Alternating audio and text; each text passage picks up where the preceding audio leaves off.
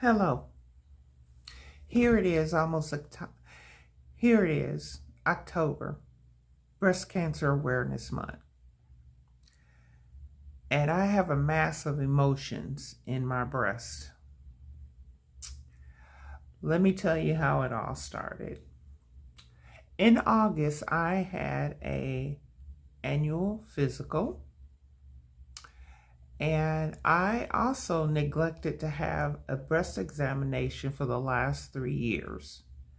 And the reason for that is I don't like getting that done, but I knew it was time to have it done because I've always had dense breast tissues, and I also had sarcoidosis. I have sarcoidosis of the skin, and I was always scared to have my breasts in the machine mashed and pressed down because I was afraid my skin would rip.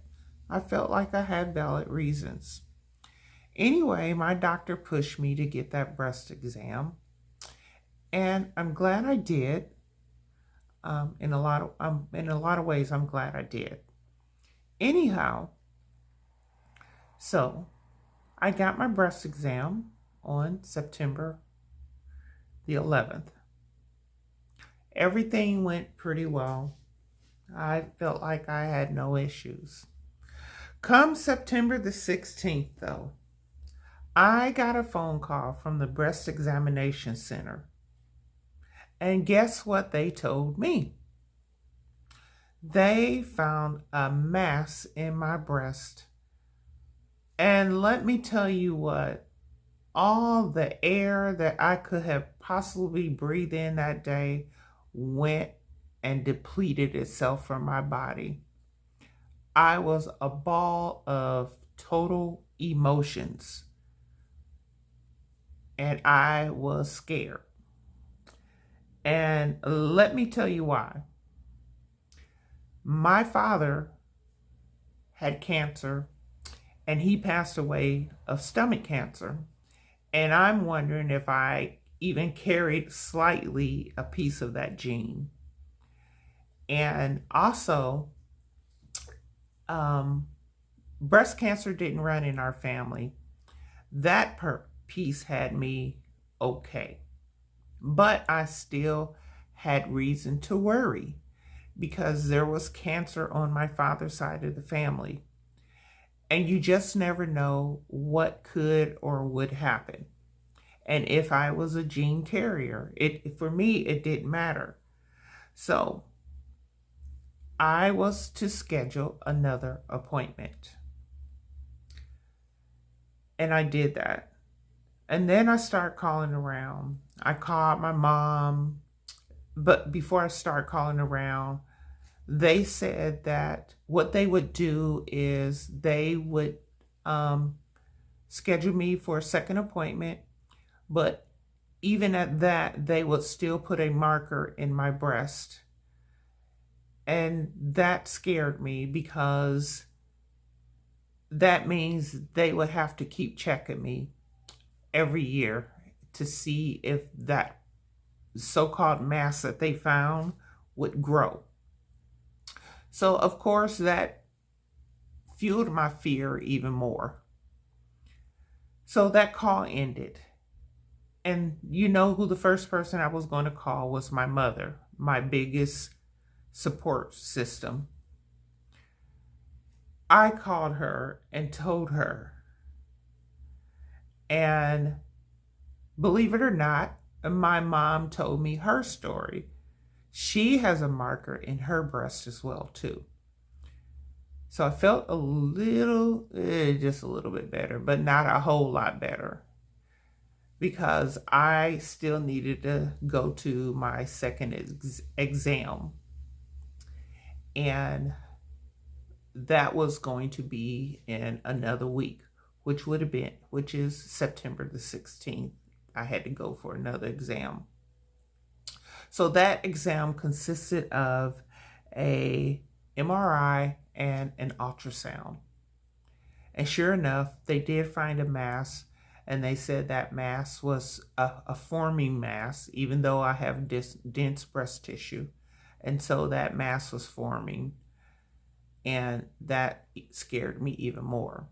then my second thought is, I wonder if that mass has to do with my sarcoidosis. And so while talking with the doctor, I was asking them if they're going to do a biopsy, would they please check for sarcoidosis? Because I am now in the need to know. And the reason for that is because sarcoidosis has a weird way of manifesting itself in all parts of your body because it is a systemic disease. And as a patient and as an advocate, I need to know these things. And I think that anytime you go to the doctor, and those doctors also need to be in the know too, I don't care if they're only going to check for cancer, but if you're going to take a piece of my body, a piece of my tissue, and send it to a lab, you need to know about sarcoidosis and what it does to the patient. It doesn't matter if it's a breast diagnostic center, if it's a neurological center, if it's a pulmonology center. If a patient requests something, then that doctor should do that, especially if it's going to be coming out of the patient's pocket, which I am paying for a lot of my health care. So I think it behooves them to do what the patient asks. Anyhow, we got the ultrasound done, and it was proven that there is a mass forming in my breast.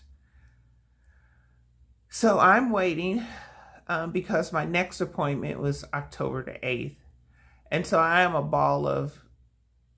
ball of just total emotions. And during all this waiting, I'm not getting any sleep. I'm not eating very well. I'm calling, making phone calls because I got answers. I got all the answers I can get from my doctor, but I need answers from other people that I know who have a better insight as to what I'm going through. I talked to a friend of mine out in Colorado who actually works in a center, who deals with some of those kinds of things, who's also a prayer warrior, just who, like my mom is as well too. I spoke with my mom, but to me, it didn't matter who I spoke with. I was still a basket of nerves. And then I just decided not to just deal with a lot of people. I just needed to try to be calm. One day, I just made like probably about 8 bracelets because it's like my Zen mode. When I'm not in my garden, it's my quiet mode. It's my Zen mode. It's my peace mode. But even doing that, it still didn't help because my mind was on, what if it is cancer? What in the world am I going to do? That piece just never left the forefront of my brains.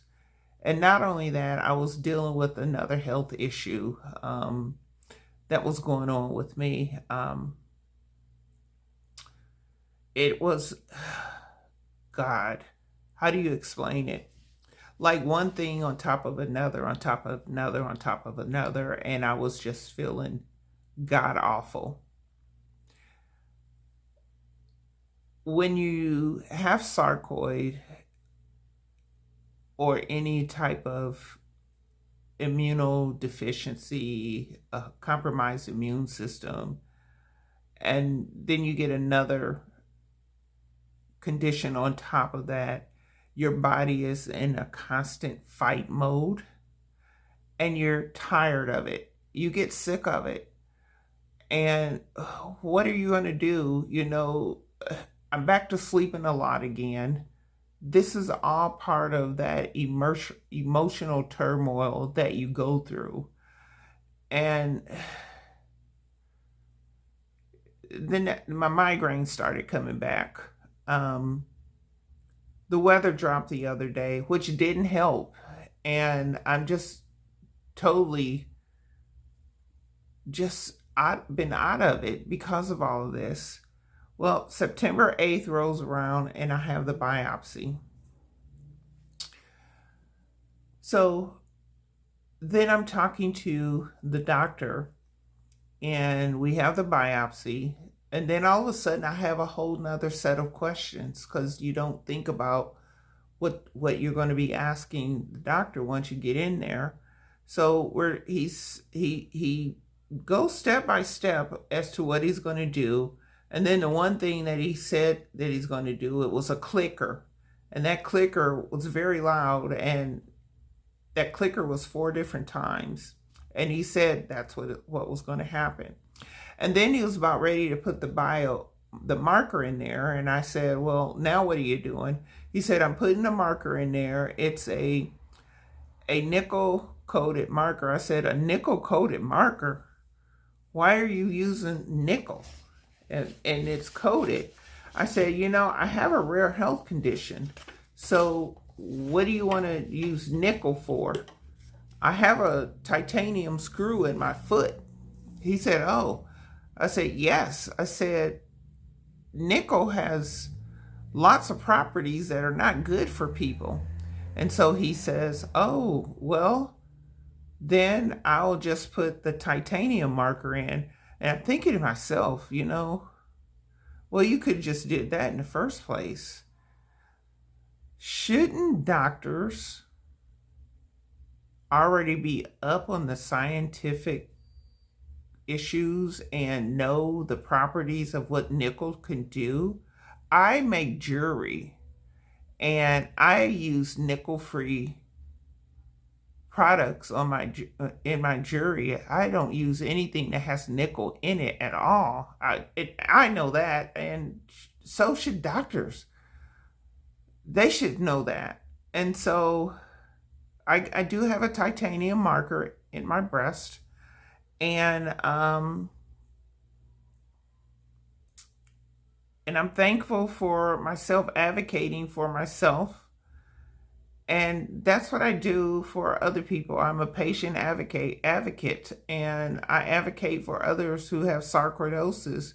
And it behooves us to start speaking up and to advocate for ourselves and for others, and for those who can't advocate for themselves.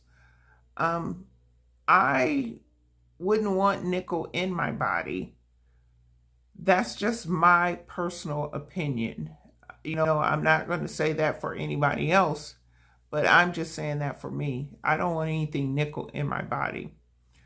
I was talking to someone else, and I guess their opinion was, well, that's just a money grabber for them.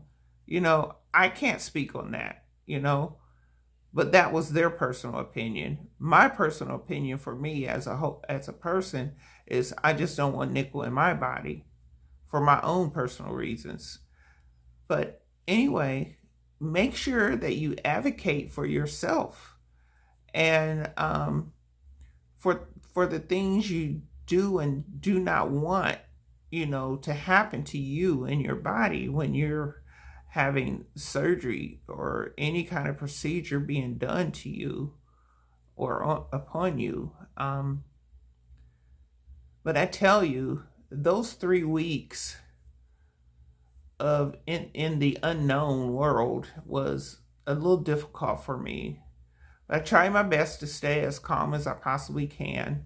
But I'm telling you, everything that I did for those 3 weeks, the thought of possibly having breast cancer was way in the forefront of everything that I was doing.